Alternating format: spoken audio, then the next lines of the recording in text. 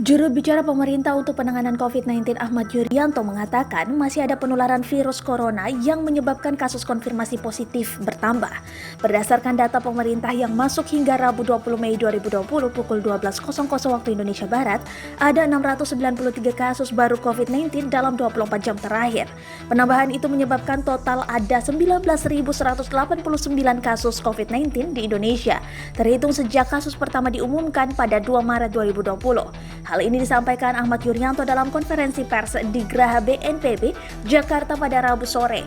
Secara rinci, pemerintah memaparkan bahwa dari 19.189 kasus COVID-19, ada 18.912 orang yang diperiksa dengan metode PCR. Ada juga 277 orang yang diperiksa dengan metode tes cepat molekuler.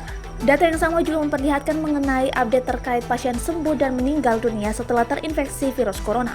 Ada penambahan 108 pasien COVID-19 yang kini dinyatakan sembuh. Mereka telah 2 kali pemeriksaan dengan metode PCR dan hasilnya negatif virus corona. Dengan demikian, total pasien COVID-19 yang sembuh kini totalnya ada 4.575.